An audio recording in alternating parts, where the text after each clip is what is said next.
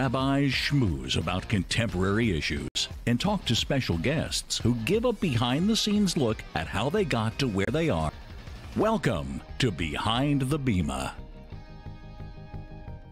Good evening. The world may be celebrating Yeshiva Week, but it's Wednesday night, 9 o'clock. I'm Rabbi Efrem Goldberg, joined by my dear friend and colleague, Rabbi Joshua Broide, and we are here to take you behind the Bima. Behind the Bima. This week, an incredible guest, Yehuda Kohn. We've known him for a very long time. You want to be in contact with someone who's just filled with boundless love and energy and giving and goodness. Have you ever met anyone who doesn't have 10 children or 18 children? Have you ever met anyone who has 712 children? Well, tonight you're going to meet a man, by the way, not from like many different wives and many different lives.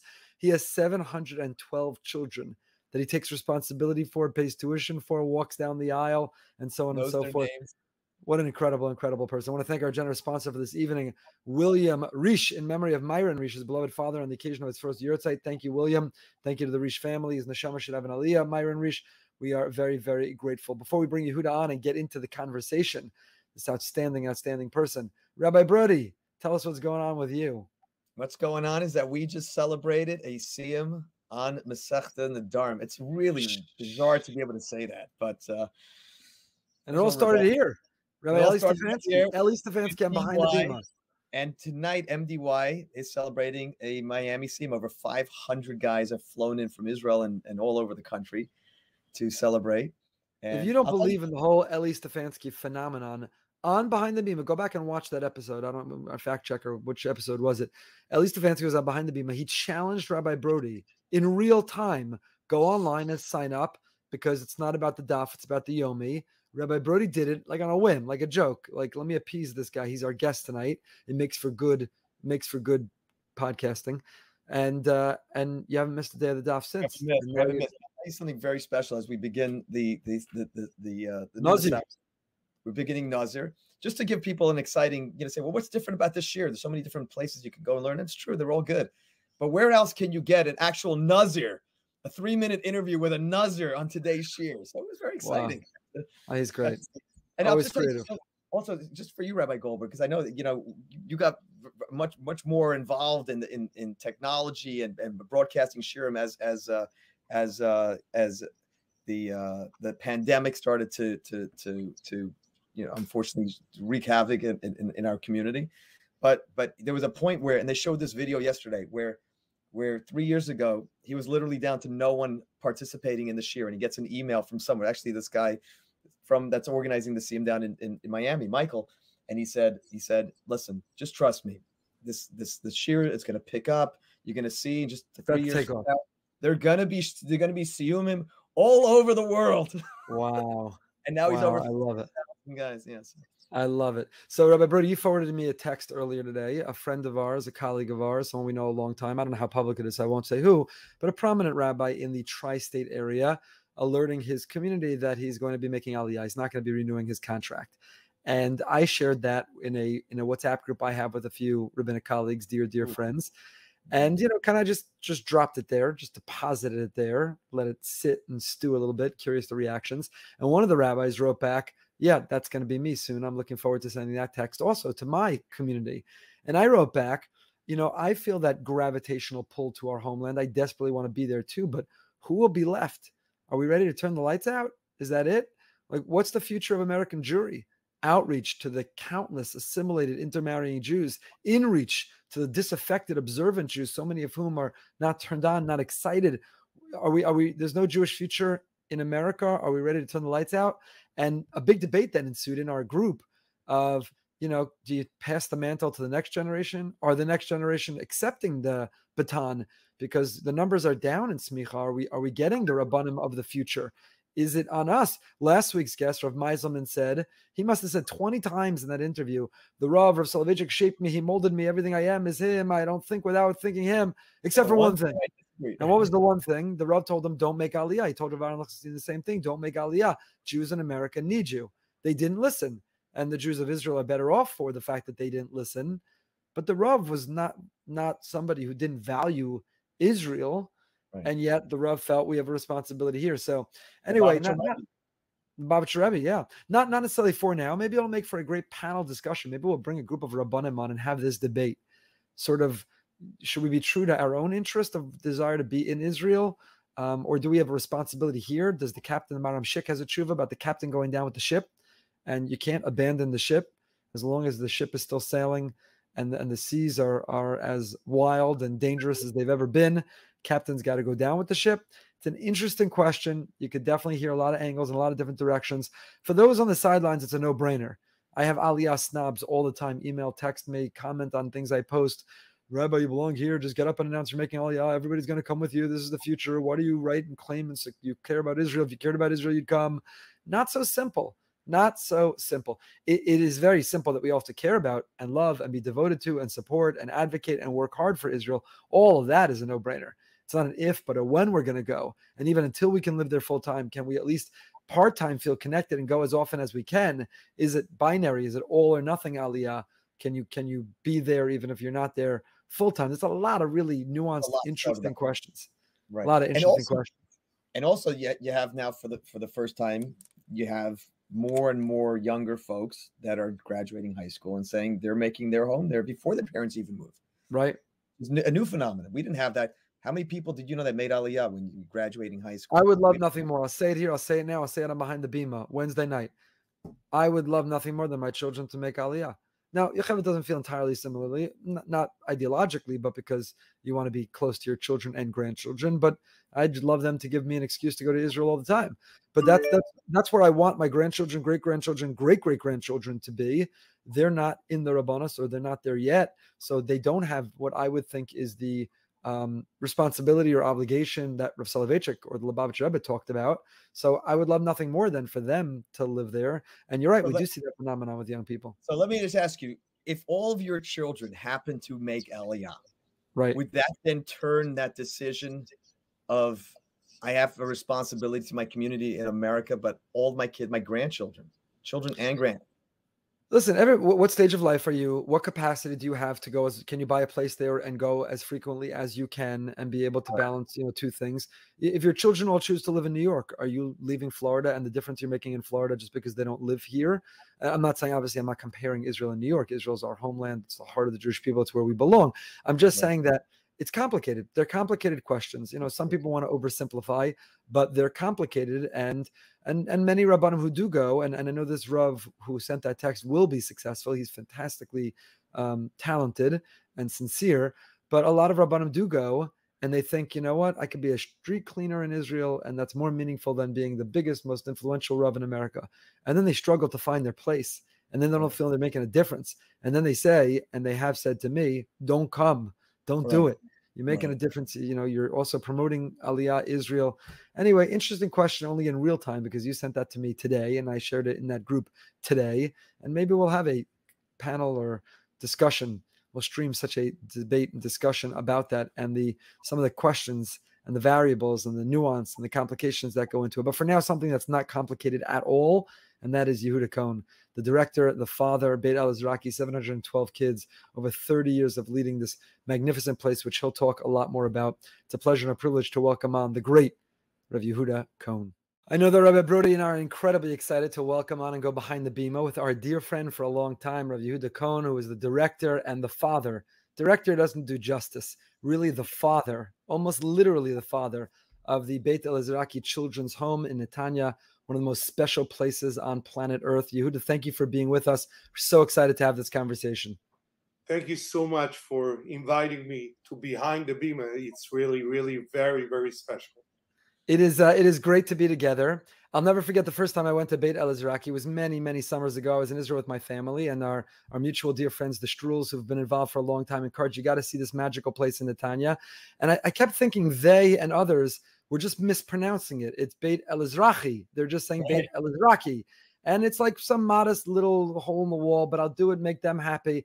And it changed my life. I've been inspired and blown away ever since then. So let's start out. Tell us a little bit about Beit El-Ezraki, how it got its name, and how it got you. What were you and your wife up to that you interrupted and changed your whole life? You're now the longest running director, father of a children's home in all of Israel. You have seniority, even though you look so young and vibrant. I have the honor. So Bet al-Azraqi, it's a Moroccan family who established their home in 1969. So that's why the name al-Azraqi, they came from Morocco, from Tangier, and they established their home. And from there, the name al-Azraqi is coming.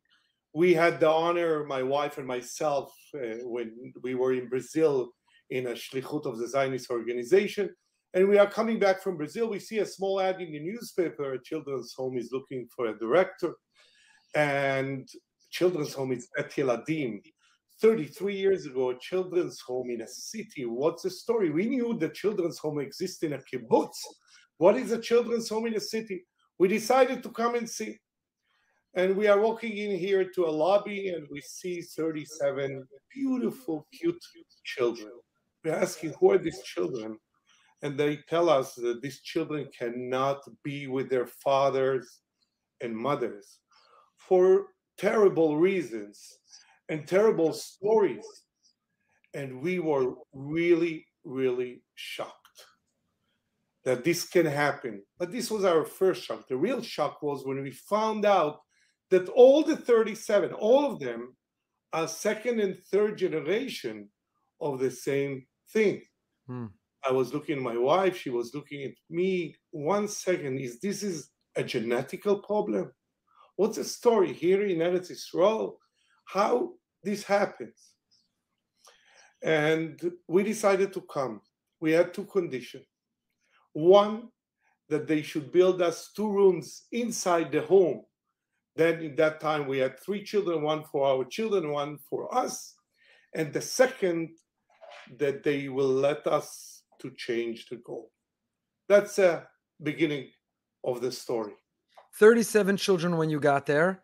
And today, how many children are there in Beit al-Azraqi? There are 217 children who lives here in Beit al-Azraqi. And plus, we will say a few words. We have, thank God, our seminary, the MTC seminary, Midreshet Torah Chesed, that Baruch Hashem, very, very special and successful. And we will say a few words about it also. But then, how many graduates? 217 live there now, and we're going to get into this. But Yehuda, what's amazing, and the people watching, listening need to know, that's like in your home, when someone says how many children, you say 217. That's right. That's Yehuda's relationship with these children. He's their father. We'll talk more about that in a moment. But 217, so well, that's not so big. That's not thousands. Now imagine that your home wasn't just your children, the American, 2.5 children or whatever the average is today. 217, that's an incredible number. But how many graduates of Beit al-Azraqi through the years of your being there? We are now 711 graduates. Every year we have the number. So it's a huge family. And in Hanukkah, we are getting all of us together.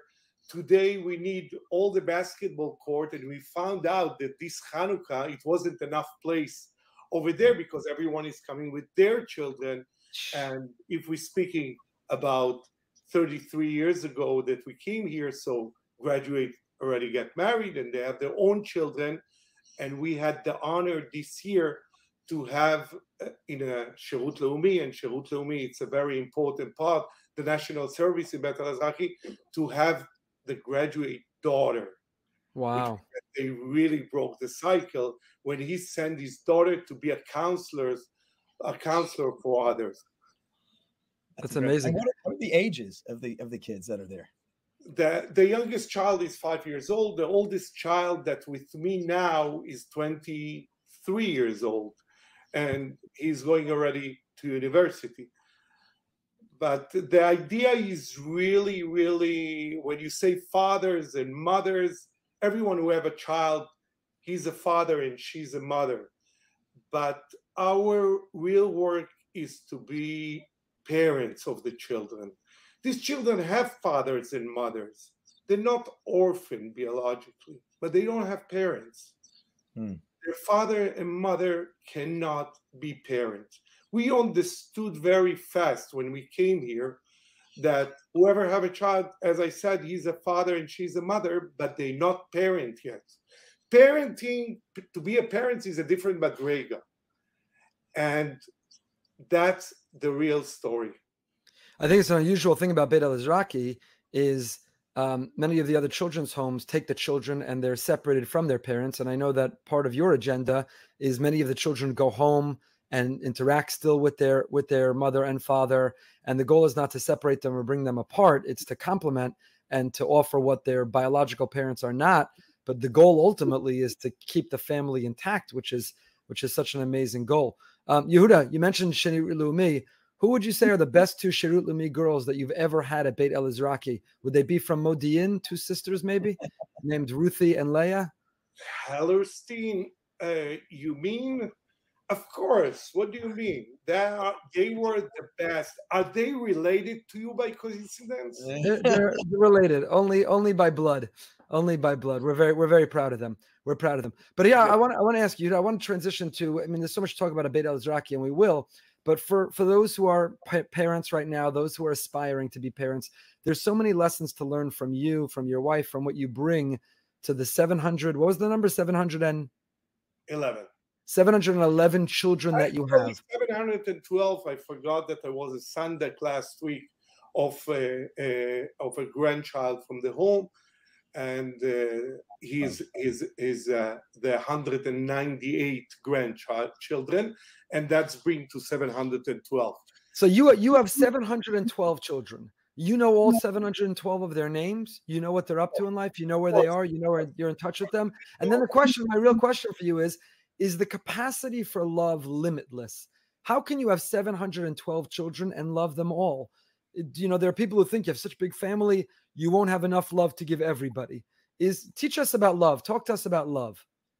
As many more children that you have, you love more. You have space. It's unlimited space. And you are there for them in the second that you are there for them. And that is parenting. Parenting is not about bringing children to the world. Parenting, it's really about being there for them. When you are there for your children, to know the name, it's the easiest part. But really to know what's happening with them.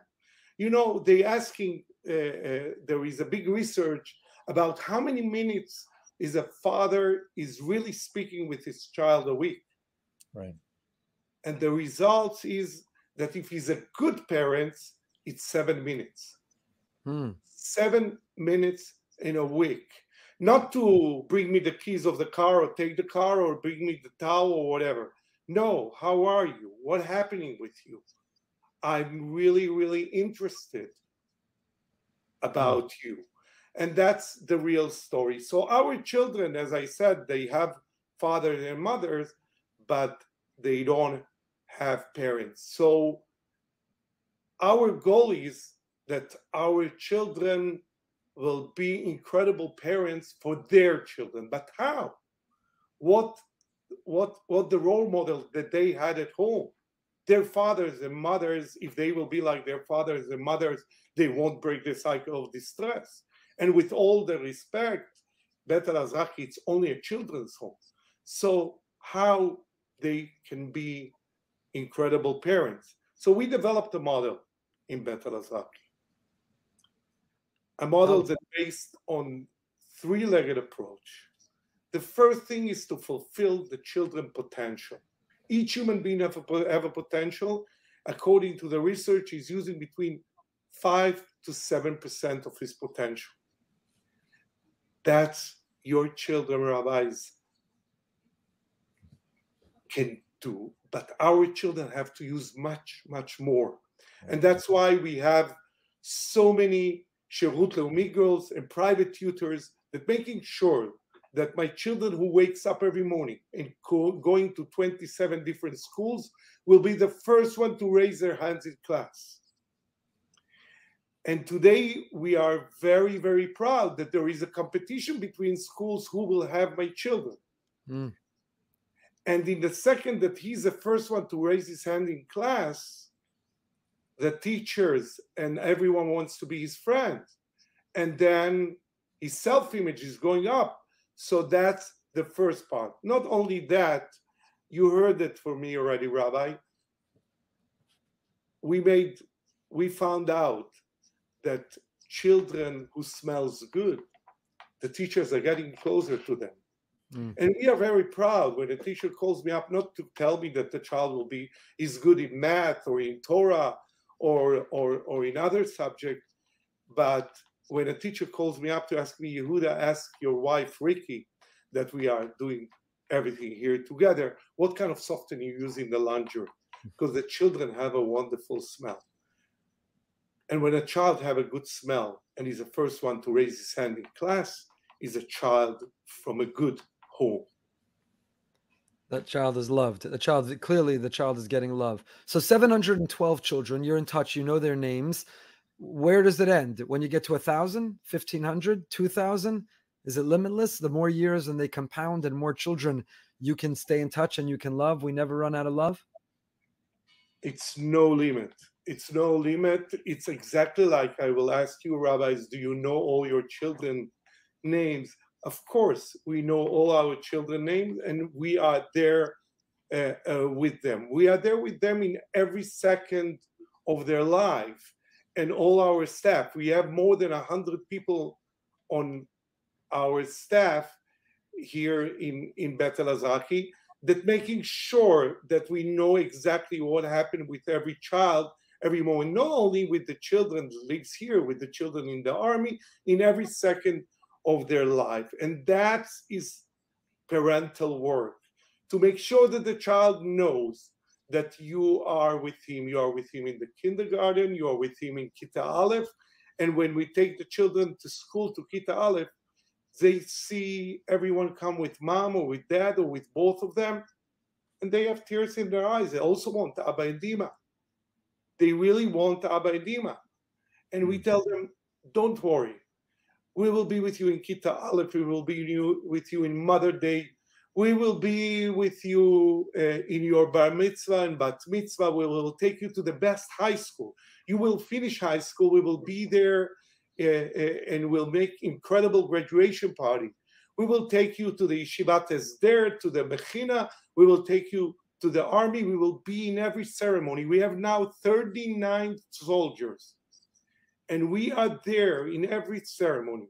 And we promise them in that moment, Kita Aleph. And we will be there when you will finish the army. We will take you to university. Because you remember, they are very good students. So we're going in. We have now 28 students in universities for first degree and 6 for second degree. We are there with them. We pay their tuition.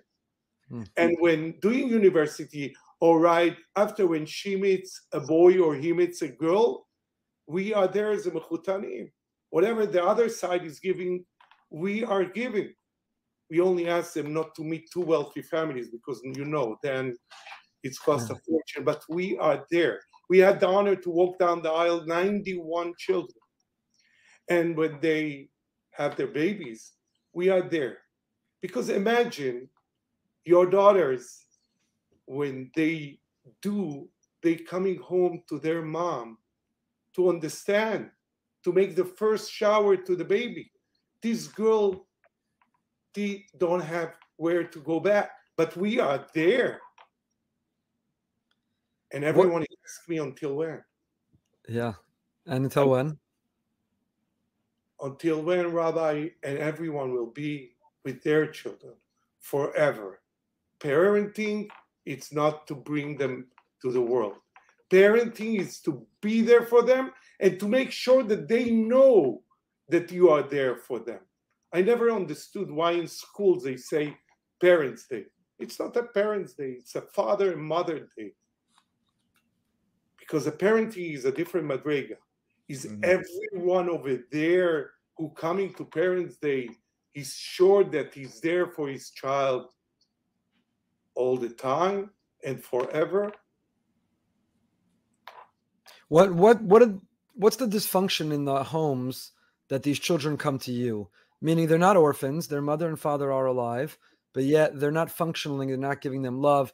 Is it mental health? Is it physical health? Is it poverty? What's the type of what's going on that's leading these children to come to Beit El-Azraqi? Mostly it's a mental problem, because there is no way a child loves his father and mother, and a mother will take out her food from her mouth. No one is coming to a children's home because of social economical problem. This is some kind of mental problem that these fathers and mothers cannot be parents and cannot be there for their children. And sometimes they even love their children, but they don't know what to do. And that's why they cannot be there.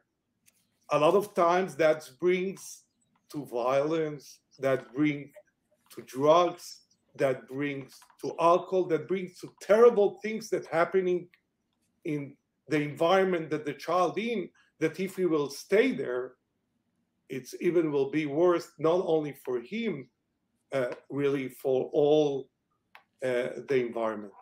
How many children in Israel are coming from homes like that? How many children's homes, other than Beit al-Zaraki, how many children's homes are there? How many children are like? There are now 8,500 children in children's homes in Israel. Children who cannot be. But one of the reasons that so many are in children's homes, because the foster care system in Israel is not so big like in America. In America, most of the children who have really problems and cannot, children at risk, as I said, they are going to foster care. In Israel, the main system is residential homes that professional people are doing the work. Interesting. Rabbi Broide. First of all, it's great to see you, Yehuda. It's great. I can't wait to see you hopefully this summer. Our daughter, Ahuva, I think we're trying to plan some sort of bat mitzvah celebration together, bringing the kids. I remember the Katz Yeshiva, the day school would go for Yom HaAtzmaut, and we would come with a whole group for Yom HaZikaron. I mean, you asked the teenagers after a week in Israel, what was the highlight? You went to the Dead Sea, you went to Masada, you went to all over the country. I say Beit El. That's it. That was the highlight of the entire week in Israel. So thank you again for everything. I'm just wondering when it comes to, and also you mentioned all the weddings. We should put a link because there's a video that Yehuda just did. I know we sent out some of the recent wedding celebrations where you see Yehuda and his wife walking these young men and women down the aisle and at the chuppah. And what's amazing is that each of the children, for the most part, we raise our children, they kind of look a little bit like us. You know, they're coming from the same family. They might dress similar to us. You have so many different types of children, different types of kippot. No kippot, every kippot, whatever it is, everyone is part of this mishpacha. Everyone's part of this incredible family. So it's so inspiring. Just watch the video. You'll see. It's hard to paint a picture until you see it. But I'm just wondering, the last 50 years, since 1969, when Beit al-Zaraki got started, you have many children, many different decades, and you would think as a father, so you've learned, after 20, 30, 40, 50 years, you become a great parent. But children are probably very different 50 years ago, 30 years ago, 20 years ago.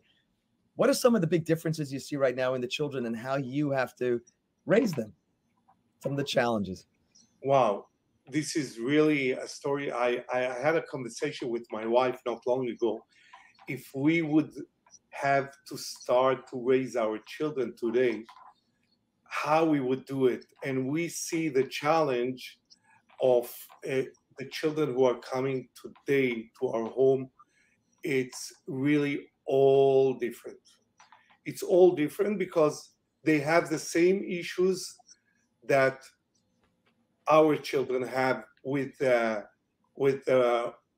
media and everything that's happening in this world, but plus that, they have nothing to lose. Because the most dangerous thing by a child when he doesn't have nothing to lose. The story is that a child have to know that he have something to lose.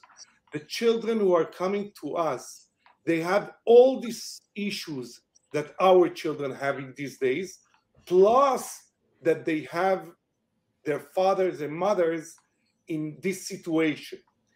And most of the things that we do, it's again, it would be much better in Hebrew, but the story of the children today that are coming to Beit al-Zaraki, they are much more different than the children that came 30 years ago, because they have the same issues that our children have with all the environment and the new environment that's surrounding them around. But plus the problem that they have with their parents. They have nothing to lose. They have nothing to lose because their parents are not there for them. You know, I have behind me my late father and mother picture. When I wake up in the morning, I'm thinking what my father would think about what I'm doing. And if God forbid I want to do something wrong, I'm looking up what will be. And these children have nowhere to look up. And one of the things that we have to teach them, it's that they have what to lose. Yehuda, let's talk about you a little bit. I know you're very modest and you don't like to talk about you, but let's talk about you, your wife, your special family. Who is your inspiration? Where did this come from? You're on shlichut. You're representing Israel and the Torah of Israel. You're on the path of being a machanech, of being a rav. And then this opportunity comes. Where did this endless, boundless love from you? Where did this parenting and nurturing? Who is your inspiration? Where did you see it? Who taught you? Who's your role model that you are emulating until today? My role models, of course, they are my parents, my mom and dad. My father came to Israel after the Holocaust. He lost his 2 children and his wife. My mother lost her husband, and she came to Israel after the Holocaust with a baby. And she met my father over here. And they went to Uruguay, and they were sure that my mom cannot have any more children. And I and my sister born there as a real miracle. And my father said, all right, we have a new generation. And they decided to come back to Israel. And they went to a farm, and they worked hard, but they always were there for me. And they always were looking around what they can do. And my father always told me, when you see a need, try to be there. And that's the way I started to be an educator in Yeshiva Mikzoit. I was a Ram over there, and then I was a vice principal of the school, and then I went to Shlichut, and I was with Jewish people. But really, I learned from them to be there for others. So that's my real inspiration. Who else? Your parents are incredible people. It's an extraordinary story. Are there others that do you have role models? Do you remember particular neighbors? Do you remember, was there a teacher, a Rebbe of yours? Were there other Rav Aryeh Levin? Are there personalities who that endless chesed? I grew up in Moshav Shafir. Moshav Shafir is a Moshav of Rabbi Druckmann. Reb Chaim Druckmann, Zichrono Livracha, that yesterday was his Shloishim. He was my teacher. He was my educator.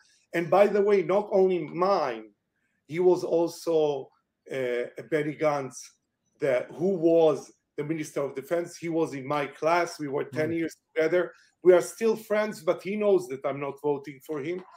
Rav Chaim Druckmann, he's really, really a guy that his doors was open for everyone in the world. He adopted a Down syndrome child. His wife was my pediatric, they call it, a doctor when I was a child. And he really was a role model and inspiration for all of us over there. What do you do? Go ahead. I was wondering, was there a point where you said, well, after, we have 50 children, 60 children, that, maybe it's like, I don't know that we can do more. Did your wife say, let's stop? You said go. Did you say stop? Your wife said, let's just keep going. Or you both were on the same page? Everyone is asking, what is my capacity? And I'm saying that maximum 60. So why do I have 217? Because of 2 reasons. One, we don't know how to say no, especially for a child who's really in need. But second, we see that we're still a home. We are not an institution. We are not an institution. We are an organization, but technically, our technology is an organization, but we are a real home. We know exactly what a child likes to eat. The counselor knows exactly with what music he likes to sleep. The most important minutes that the counselor should know how he likes to be wake up. Because this moment that he wakes up and goes to school is the most important moment, how the day starts. So there's a real sense of home. You and your wife signed up for this. Your children, I mean your biological children, did not. How do they feel about having to share their mother and father with 712 children, to be among 712? Do you ever go away just the Kohn family? Do you ever have Shabbat meals just the Kohn family? Are there things that you and your wife do to say all 712 are our children? We take them to school, we take them to the army, we walk them down the aisle, but there's still a difference between the biological children and the adopted ones. Not only that there is no difference, thank God all our children are married. My youngest one is 29 years old. All of them are having children.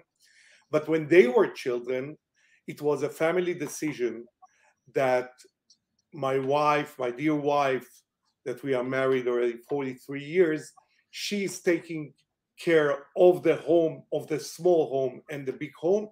But for me, first thing is these children, the extended family of the Bet El-Azraqi children.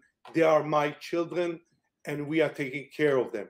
Our children, our private children, as I call them, they were waiting to come in to speak with me, exactly all the other children. It's very funny. I'm living inside the children's home, and they had to wait to speak with me. And I really was very, very worried what will be. And I can remember only one situation that my son came crying like crazy to the office. And what happened? And I ran out. I was in the middle of a meeting. He said, Abba, you bought new pajamas to all the children. You didn't buy me. So then I understood that I have to pay more attention to details. But today, thank God, Baruch Hashem, in every family of them, they are doing chesed. My daughter and my daughter-in-law, they gave a kidney altruistically. My daughter, she's a midwife. My daughter-in-law, she's a midwife. My other daughter-in-law, she's a nurse in intensive care. By coincidence, all of them are in these things, but it's not by coincidence, because that's what I saw. That's what they saw.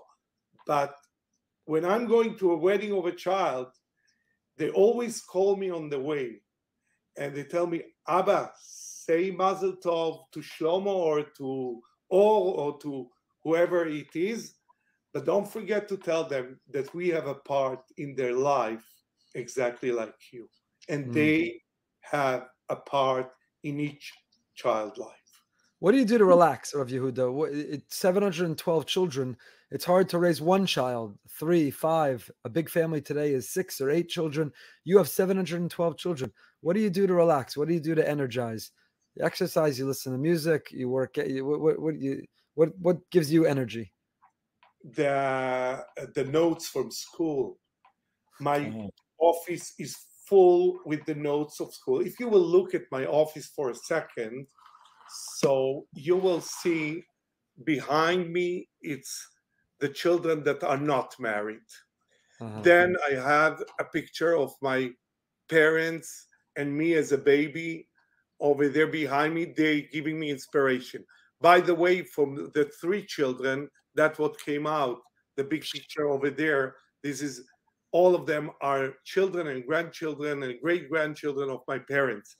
And then what really makes me very, very relaxing is this wall over there. I don't know if you see it. It's all the married children. It's each picture when I'm walking them down the aisle, together with the notes from school that I have over there behind, that every day it's changing.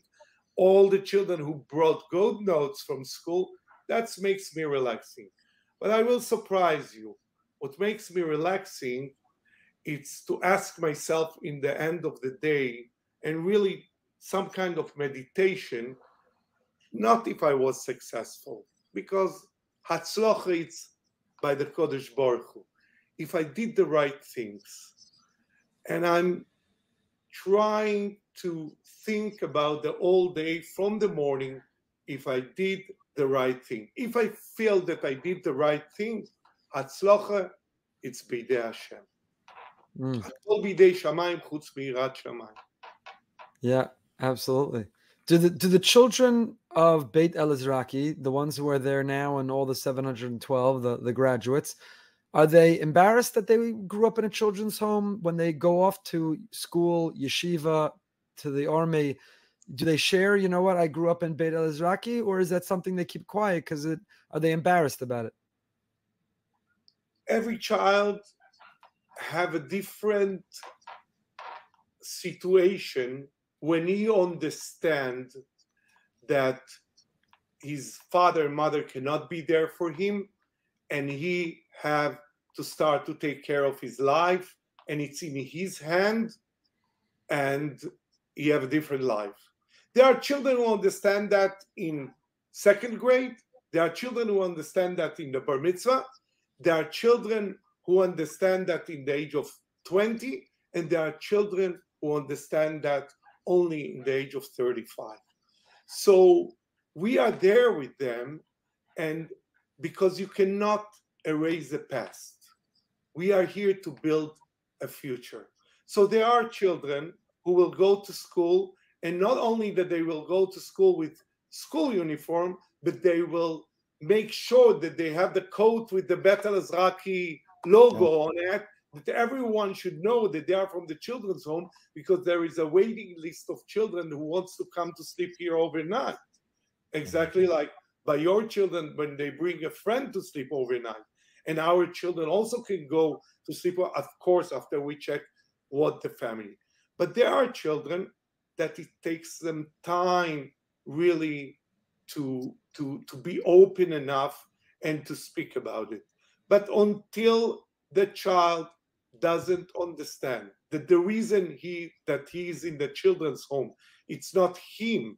Because in the beginning, every child is sure that they brought him here because he's problematic. In the second that he understands that it's not him. And as you said in the beginning, Rabbi, we are trying to work with the fathers and the mothers. And one of our biggest success when a mother comes to a child and she tells him, I love you, but I cannot raise you, not because of you, because of me. That's the moment that the child will speak and will be open and feels so good. But it's very difficult to bring the father, the mother to this situation, to tell this to a child. Does it get complicated? There's an enormous expense to run such a home, and you have to bring donors in. Rabbi Broide talked about March of the Living, or Hillel Day School comes to the campus. Are the children, do they ever feel like we're not on display? Why are there strangers coming through? Is it hard? How do you protect the dignity of the children, but also invite others in and donors, supporters to be able to see what's happening? How do you balance that? Our children understand that today they are receivers. And we have one goal, to make them to be givers. And when they understand that, they understand that nothing is falling down from Shamayim, from the sky, that good people are there for them. And we're speaking about it. But not only that, when people are coming in and seeing you and being with you, that makes the home normal. That makes the home normal.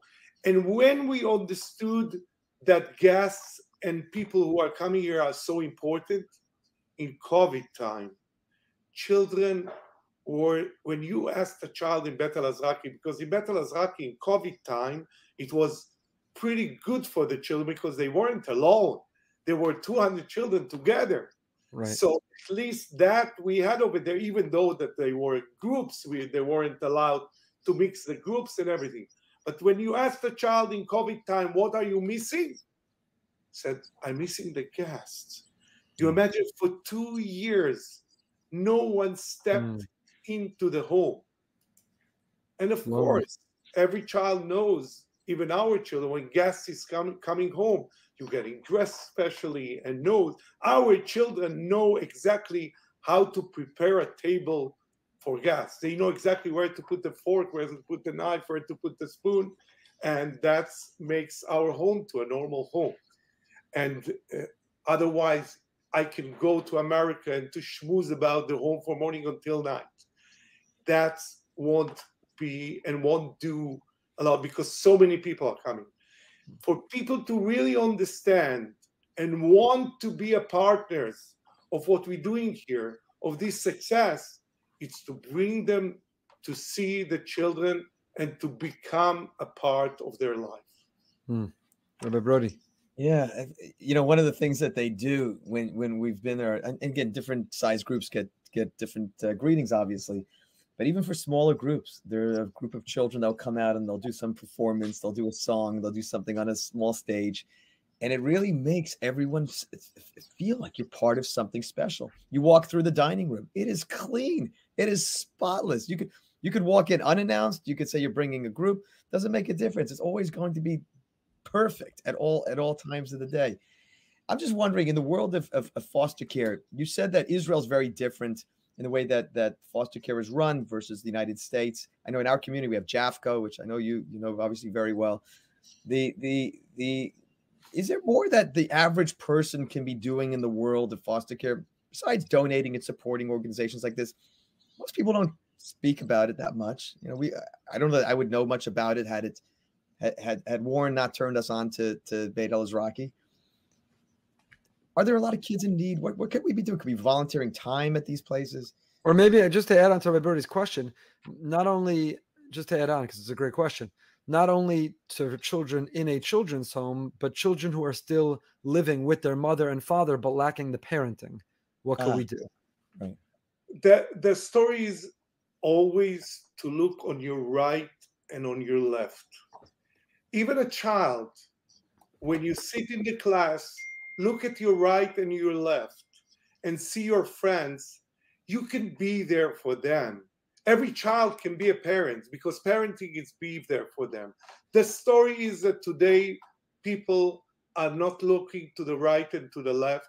They're looking into their cell phones. They're looking into their computers, and they have to see the world. The world outside there needs everyone, every single one to be there for others. And there are so many people who you never know what will change their life, and they need this change. And it's when you will see my child goes to school, they dress beautifully, the Rabbi Broide you said now, and they look incredibly. And by the way, only in Sograim, when you, Rabbi, when you said about Katz Hill Day School, and when you said about the March of the Living, it's so important when people are coming here, for the people also to understand that nothing is for granted. Right. My children have 2 shirts and 2 pants in their closet, and they are happy. Right. And when someone, so I'm explaining always my children that they are not only receiving. When a person is coming here and looks at them, they are giving. And that is really, really so important. And when you spoke about the place clean, it's a big part of the education. To speak with the children, it's important. To be there with them, it's important.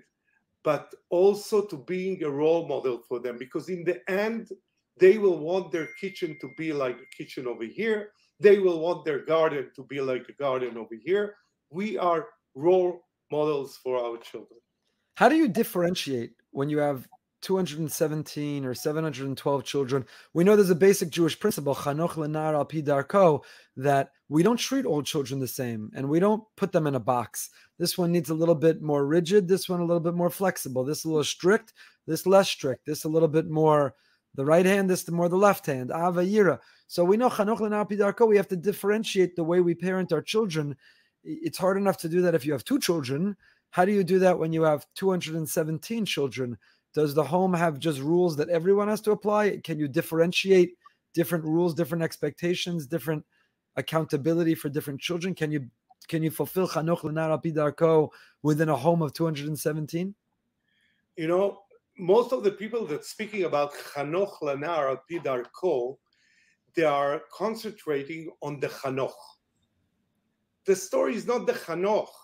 It's not the chinuch. It's not to educate. It's to know what is darko. In the second that you know what is darko, you can differentiate.